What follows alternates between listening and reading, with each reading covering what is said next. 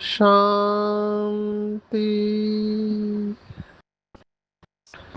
आज 16 अक्टूबर 2025 भारत में सद्गुरुवार है।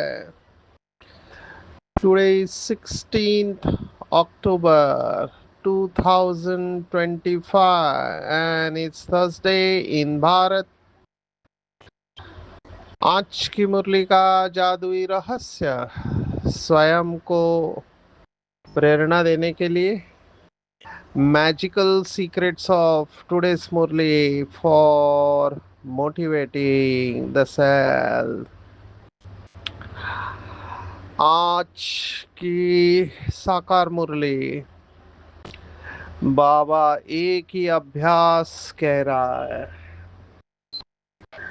और वो अभ्यास है अशरीरी बनने का। पूरी मुरली इसके ऊपर है। बाबा विशेष ब्रह्मा बाबा अपना अनुभव भी शेयर कर रहे हैं। जब भी मौका मिले अशरीरी अवस्था में जाना चाहिए। बाबा ने इसके ऊपर अव्यक्त मुरली भी चलाई हुई है। अव्यक्त मुरली की भाषा बहुत इजी है, ध्यान में रखने जैसी है। तपस्या वर्ष में बाबा ने कहा था कि तपस्या माना एक का पाठ पक्का करना, और बाबा ने एक शब्द के ऊपर पूरी मुरली चलाई थी।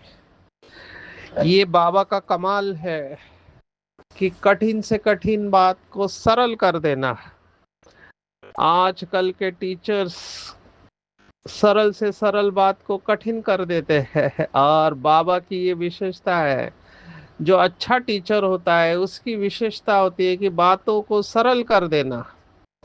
बाबा की मुरलियों में हम यही सुंदरता देखते हैं कि कठिन से कठिन बात को बाबा बिल्कुल सरल शब्दों में कह देता है। बहुत राज युक्त होते बाबा के शब्द, और बाबा की अपनी वोकैबुलरी या शब्दकोश कहेंगे। तो वैसे एकांत शब्द भक्ति मार्ग में भी इस्तेमाल होता है। जो तपस्वी होते हैं, ऋषि मुनि भी एकांत में रहना पसंद करते हैं, क्योंकि प्रकृति का भी सहयोग मिलता है जब आप एकांत में होते हैं। शोरगुल वाली जगह और साइलेंस की जगह में तपस्या करना कंपैरेटिवली सरल है। हालांकि बाबा ने ये भी कहा हुआ है मुरली में कि अशांति के बीच में शांत रहकर बताओ तो कमाल है आपकी। माना बाबा दोनों तरफ से कह रहा है। टिपिकली बिगिनर्स जो शुरुआत की साधना करने वाले हैं उनको एकांत में रहना चाहिए। अभी एकांत का अर्थ है अकेले हो जाना, दुनिया से दूर चले जाना। ये दुनिया वाले समझते हैं, लेकिन बाबा ने एकांत का अर्थ कुछ और बताया है। जो यज्ञ में प्रसिद्ध हुआ वाक्य वो है एक के अंत में खो जाना। आज साकार मुरली में बाबा ने कहा खो जाना माना भूल जाना। क्या भूल जाना? अपने शरीर को भूलना, देह के संबंधियों को भूलना, देह के पदार्थों को भूलना, देह की पूरी दुनिया ही भूल जाना। ये है एकांत। हमने कुछ दिन पहले एकांत और अकेलापन ये दो शब्दों में फर्क देखा था। दोनों शब्द दिखते एक है लेकिन है अलग। आजकल लोगों को बीमारी है अकेलेपन की। अकेले रहना पसंद नहीं करते, कुछ लोगों को हमेशा कोई ना कोई साथ में चाहिए, और योगियों के लिए एकांत माना सबसे बड़ी लॉटरी कहेंगे। एकांत में जो योगी रहते हैं वो सबसे भाग्यवान है। भीड़ के बीच में भी एकांत में रह सकते हैं, लेकिन अभ्यास की जरूरत है। आजकल लोग डिप्रेशन वाले अकेले फील करते हैं। अभी अकेलापन बहुत विचित्र शब्द है।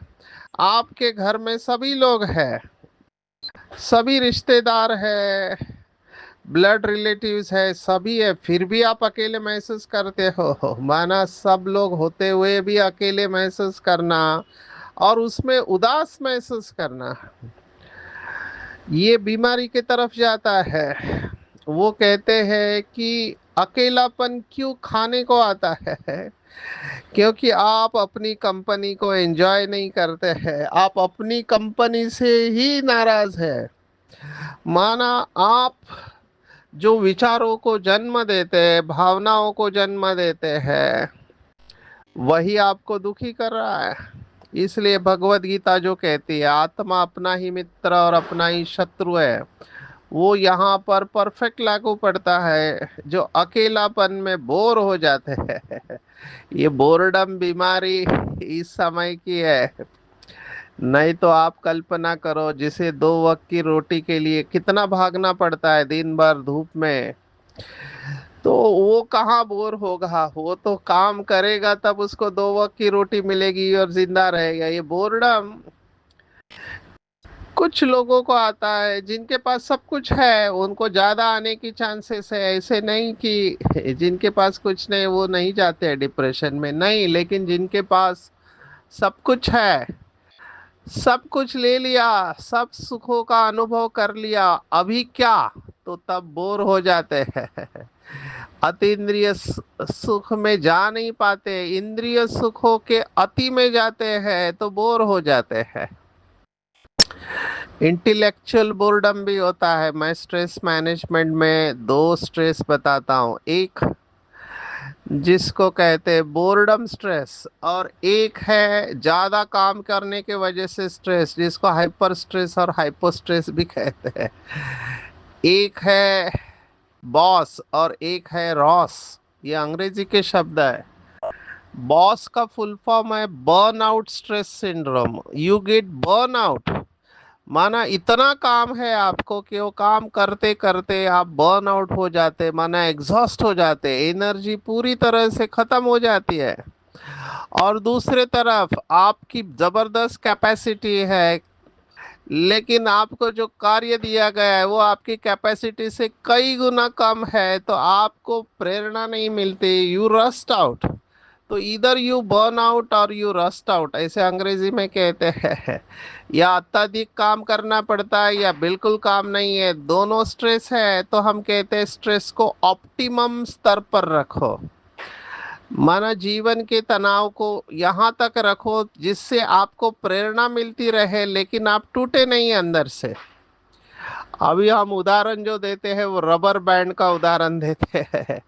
रबर बैंड जो होता है, वो रबर अगर आप ज्यादा उसको खींचोगे तानोगे तो वो टूट जाएगा, और अगर उसको तानोगे ही नहीं तो उसका कोई मतलब नहीं है, उसका कोई यूज नहीं है। तो उसको उतना ही खींचना चाहिए, तानना चाहिए, जिससे कि वो यूज में आ जाए, उसका कोई यूज हो जीवन में। कुछ ऐसे ही है, रस्ट आउट और बर्न आउट होने के बजाय हम ऑप्टिमम लेवल पर स्ट्रेस को रखें। अभी ये एकांत के साथ जुड़ा हुआ है। आजकल जो डिप्रेशन की बीमारी है, ये लोग खुश नहीं है, अपने जीवन से खुश नहीं है, रिश्तों से खुश नहीं है, हमेशा कंप्लेंट काउंटर पर रहते हैं। मैंने कुछ लोग देखा है जिनको जिनके अंदर इतना गुस्सा भरा रहता है, लेकिन बाबा के बनने के बाद वो गुस्सा शब्दों में नहीं व्यक्त करते, लेकिन राइटिंग में उनके पता चलता है कि आत्मा नाराज है, क्योंकि उनके शब्दों का चयन ऐसे होता है कि सामने वाले को दुख दे देता है। कई लोगों को ये तरीका ही नहीं आता है। वो समझते हैं कि वो अच्छी भाषा में बोल रहे हैं, लेकिन वो लिखते ऐसे शब्द है कि सामने वाला हर्ट हो जाता है। अब ये गुस्सा है, सप्रेस्ड एंगर है, और उनको पता ही नहीं चलता है कि उनके शब्दों में ये गुस्सा आ रहा है, क्योंकि खुश नहीं है। तो ऐसे लोगों में मेंटल चैलेंजेस होते हैं, मानसिक स्वास्थ्य के चैलेंजेस, क्योंकि इनडायरेक्टली जब आप कोई बात लिखते हो या बोलते हो, तो आप अपने विचारों के बारे में दुनिया को बता रहे हो। अभी हमारा काउंसलर का रोल ये होता है कि हम दूसरे को सामने से जब सुनते हैं, बहुत ध्यान से सुनते हैं, उसके लिखे हुए वाक्यों को भी बहुत ध्यान से पढ़ते हैं, तो हमको उनकी सोच के बारे में पता चलता है कि ये सोचते कैसे है, उसमें कितना फ्रस्ट्रेशन है, निराशा कितनी है, गुस्सा कितना है, बाकी के कौन से भाव आए हुए हैं, ये हमको पता चलता है। अभी एक थेरेपी है सीबीटी, जिसमें हम उसके गलत सोच के तरीकों को ढूंढ के निकाल कर उसको करेक्ट करने के लिए उनको सजेशंस देते हैं कि ऐसा करने से आप ऐसा करेंगे तो अच्छा रहेगा, और उनको अभ्यास देते हैं, रॉन्ग थिंकिंग क्या है, राइट थिंकिंग क्या है, और फिर वो अभ्यास करता है और हम उसको फॉलो अप करते रहते हैं। हालांकि ये पैटर्न, माना ये वृत्तियाँ बदलने में काफी समय लगता है। अभी ये अकेलापन की वृत्ति देखो, अगर लंबे समय से आप उदासी के शिकार रहे हो, डिप्रेशन के शिकार रहे हो, तो आप ओवरनाइट उसमें से बाहर नहीं निकलेंगे। कई लोगों के हर्ट होने के संस्कार होते हैं, बार बार छोटी छोटी बातों में उनको अंदर से फीलिंग आता है, और कई लोग रोते भी है रोते हैं जब उनको हर्ट फीलिंग होती है, क्योंकि लंबे समय तक बचपन से शायद उनके साथ ऐसे हुआ है, शायद उनका अपब्रिंगिंग, माना उनको माँ बाप ऐसे मिले हैं जो बहुत स्ट्रिक्ट रहे हो, या दोस्तों के साथ कुछ ऐसा हुआ है, वो सब मेमोरीज, स्मृतियाँ उनके पर्सनालिटी में दिखाई देती है। दूसरों को हमेशा दोष देते रहते हैं। ये फंडामेंटल है, मुख्य बात है कि someone else is responsible for my suffering, दूसरा कोई मेरे दुख का कारण है अभी बचपन में तो हमारे हाथ में कुछ था नहीं, बड़ों के ऑर्डर को फॉलो करना होता था, लेकिन अभी बड़े होने के बाद भी वो पुराने बिलीफ पैटर्न्स है, माना पुरानी मान्यताओं के साथ चलते हैं। अभी ये सब हमको शरीर से डिटैच करने में बहुत विघ्न का काम करते हैं, क्योंकि बार बार देहभान और देह अभिमान में आ जाते हैं, और जो देहभान और देह अभिमान में आते रहते हैं, उनके लिए योग में अनुभव होना मुश्किल है। और योग में अगर बाबा की शक्तियों का अनुभव नहीं हुआ, तो संस्कार कैसे परिवर्तन होंगे, नहीं हो सकते। और अभी शायद मेरे पास पैथोलॉजिकल केसेस ज्यादा आते हैं, माना बीमार लोग आते हैं, तो हमारा परसेप्शन बन जाता है।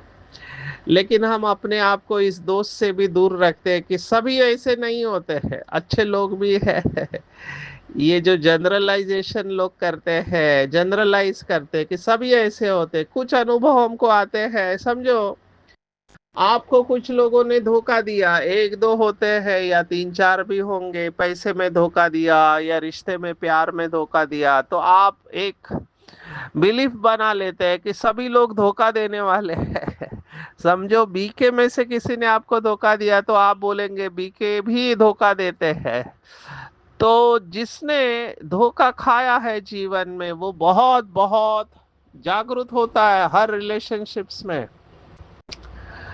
हमारे एक वरिष्ठ भाई, अभी मैं उनका नाम नहीं ले सकता हूँ, लेकिन उनके उनके मुंह में ये कोटेशन हमेशा रहता था कि जो दूध का जला हुआ है वो छाछ भी फूक फूक कर पीता है। अभी दूध और छाछ दोनों सफेद ही होते हैं, लेकिन जिसने गरम दूध एक बार पी लिया है, तो उसको छाछ भी दो, अभी छाछ गरम नहीं पीते, ठंडा पीते, लेकिन उसको सफेद देख के वो गरम दूध ही याद आता है, और छाछ को भी वो फूक मारता है, क्योंकि उसकी स्मृति में वो अनुभव गया हुआ है कि लोग धोखा देते हैं लोग आपका फायदा उठाते हैं, आपके अच्छे स्वभाव का फायदा उठाते हैं, आपके ईमानदारी का फायदा उठाते हैं।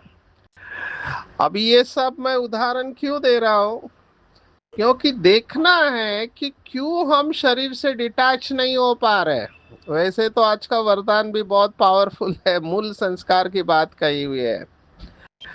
हमको देखना है कि मुझे ये शरीर क्यों खींच रहा है, क्यों मैं शरीर से डिटैच नहीं हो पा रही हूँ। फंडामेंटल है शरीर से डिटैच होना, आत्मिक स्वरूप का अभ्यास करना।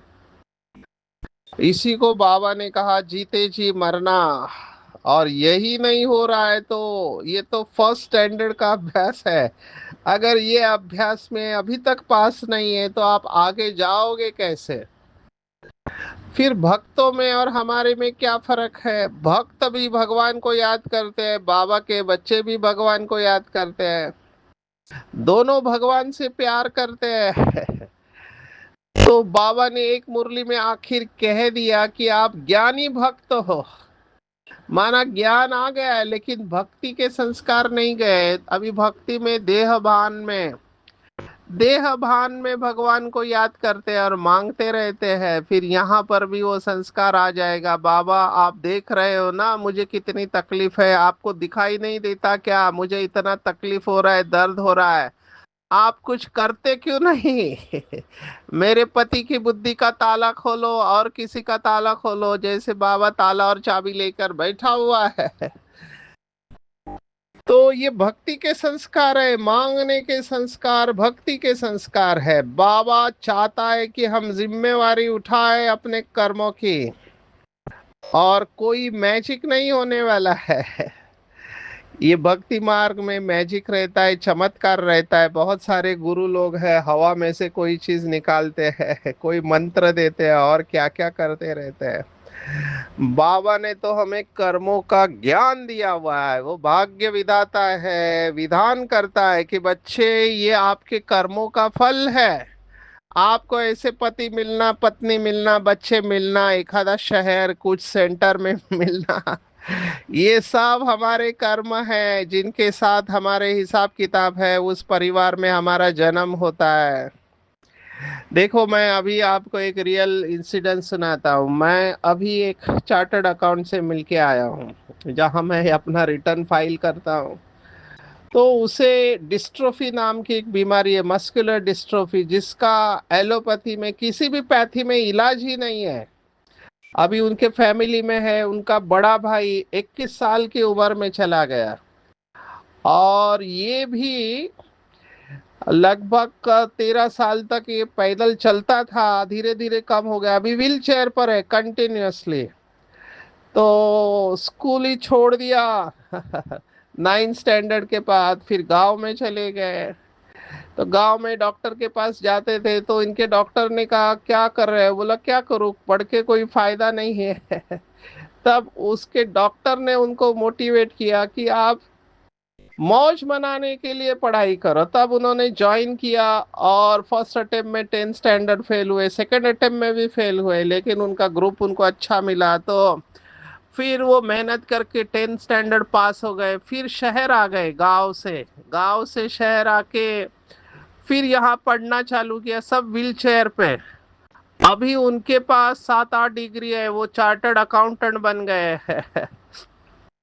लॉ की डिग्री उनके पास है, अभी वो मास्टर्स परस्यू कर रहे हैं। लेकिन उनकी बीमारी बढ़ती जा रही है, क्योंकि ये प्रोग्रेसिव बीमारी है, मसल्स वेस्ट हो रहे हैं, कुछ कर नहीं पाते हैं, बीच बीच में आत्महत्या के विचार आते हैं। क्योंकि दूसरों के ऊपर डिपेंडेंट रहना ये सबसे बड़ा, माना क्या कहे, फ्रस्ट्रेशन है कि मैं अपने पैरों पे खड़ा नहीं हो सकता हूँ, रात को नींद नहीं आती है, दिन में ड्राउजी। फिर भी ये अपने, इनका भाई भी चार्टर्ड अकाउंटेंट है, उनके साथ ऑफिस में बैठकर दिन भर ड्यूटी करते हैं, व्हील चेयर्स पर रहते हैं, रात को नींद के लिए गोलियां लेना पड़ता है। अभी उम्र 40 साल हो गया है, लेकिन वो अपनी कहानी सुना रहा था कि अभी मैं मास्टर्स इन लॉ कर रहा हूँ। तो मैं सोच रहा था इसका ऑक्सीजन कम होता है, बीच बीच में ऑक्सीजन लेना पड़ता है। इस हालत में इस आत्मा ने हार नहीं खाई है।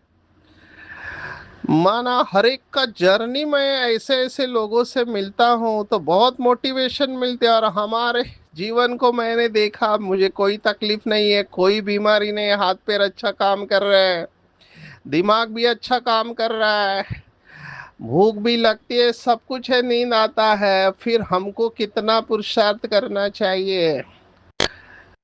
तो जब ऐसे लोगों से मिलता हूँ तो मुझे लगता है कि पढ़ाई का शौक होता है, इतनी विपरीत परिस्थितियाँ, डिप्रेशन के थॉट है, उदासी के विचार है, निराशा के विचार है, आत्महत्या के विचार है, उसको भी वो ओवरकम कर रही है। वो आत्मा लौकिक की आत्मा है।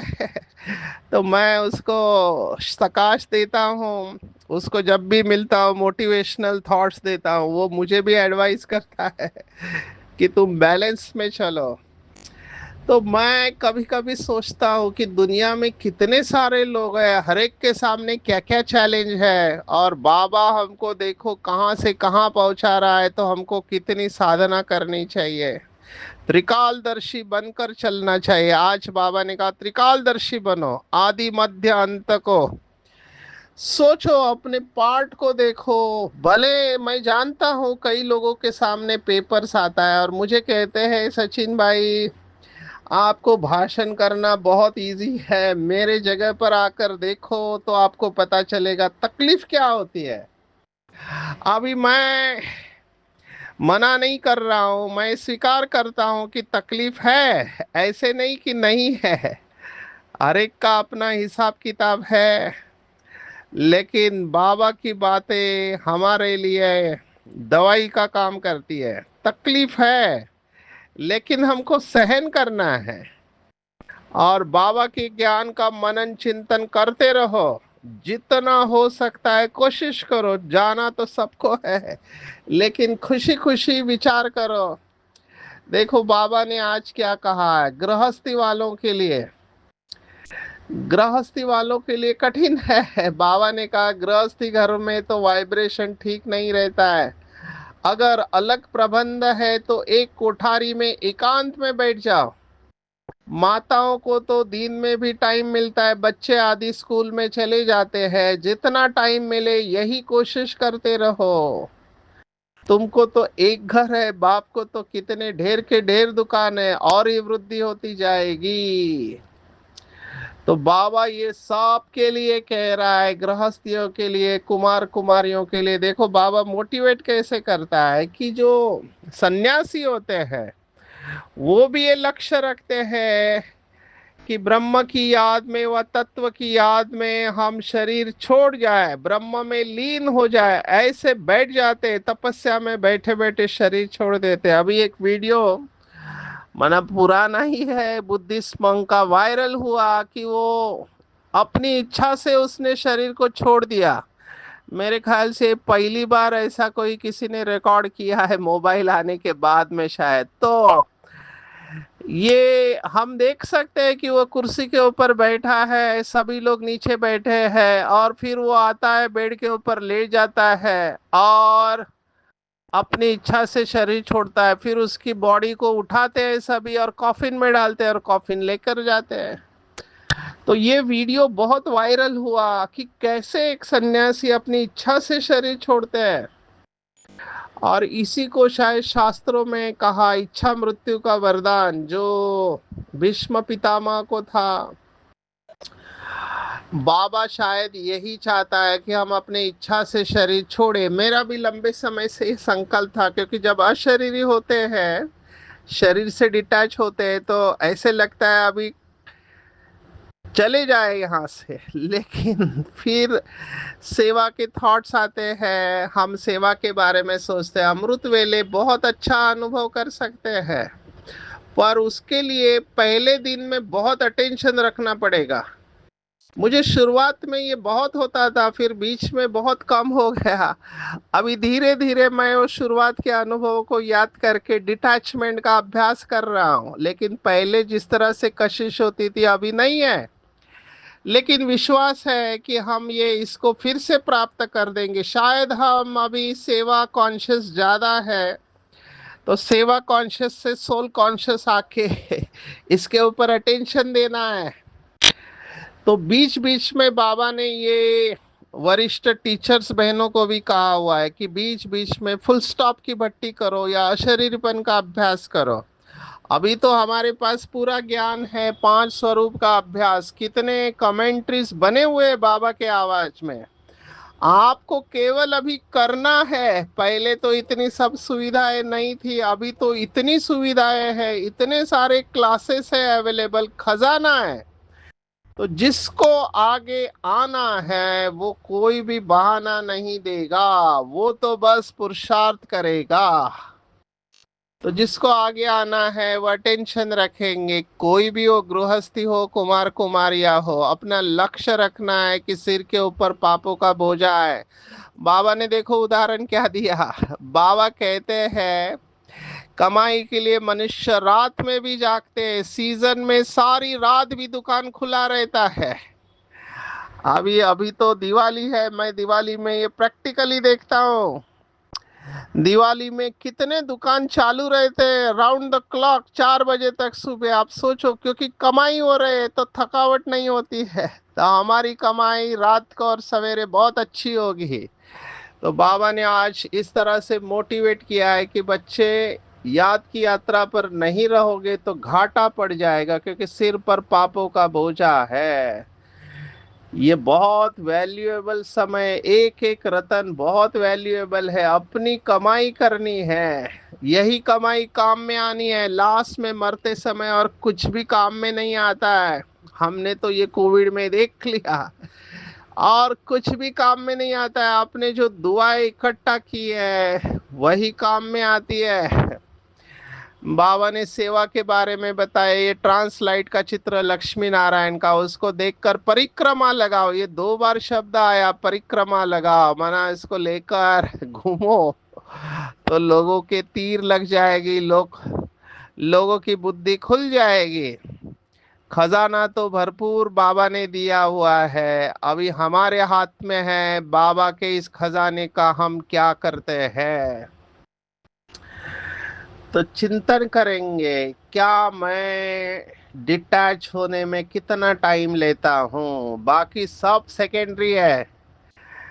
अतीन्द्रिय सुख अगर अनुभव करना है तो तकलीफ तो सहन करनी ही है। बाबा ने आज कहा थोड़ी बहुत तकलीफ तो सहन करनी ही है। कहा जाता है खुशी जैसी खुराक नहीं, ढेर बच्चे हो जाएंगे तो हमको मेहनत करना है। बाबा कह रहा है कि बच्चे बाद में नहीं तो पश्चाताप होगा। दिन ब दिन, दिन ब दिन सर्विस बढ़ती जाएगी, नए नए बच्चे आएंगे। बाबा ने ये पहले से ही बताया, पहले से ही बता दिया, नए नए बच्चे आएंगे जो लास्ट सो फास्ट और फास्ट सो फास्ट जाएंगे।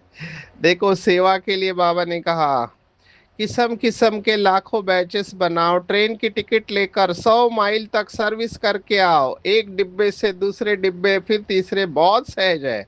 बच्चों को सर्विस का शौक होना चाहिए। आते हैं वरदान के ऊपर। बाबा ने कहा मूल संस्कार, जिसको हम सब भाषा में कहते हैं, अपनी भाषा में, कि आप बुरा मत मानना, मेरा नेचर ही ऐसा है। बाबा ने कहा ये जो मूल संस्कार जिसको आप नेचर कहते हो, ये समय प्रति समय आगे बढ़ने में रुकावट डालता है। उसको परिवर्तन कर विश्व के सामने उदाहरण स्वरूप बनना है। पर परिवर्तन के लिए ज्वाला रूप योग चाहिए, ऐसे नहीं परिवर्तन होगा। उसके लिए कड़ी साधना चाहिए, अटेंशन चाहिए।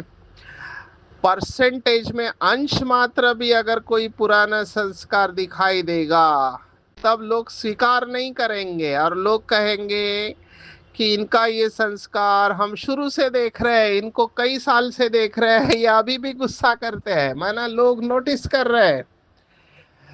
तो परसेंटेज में भी नहीं चाहिए। बाबा कह रहा है अभी इसके लिए बहुत मेहनत है, इसलिए प्रयत्न करने का समय चला गया, अभी प्रतिज्ञा करना है। तो प्रयत्न और प्रतिज्ञा में बाबा ने फर्क किया है। जैसे करो और मरो हो, आर्मी वालों को सिखाया जाता है। प्रतिज्ञा माना प्राण जाए पर वचन न जाए, उसे कहते हैं प्रतिज्ञा। माना आप अपने संकल्प के लिए मरने के लिए तैयार होना चाहिए।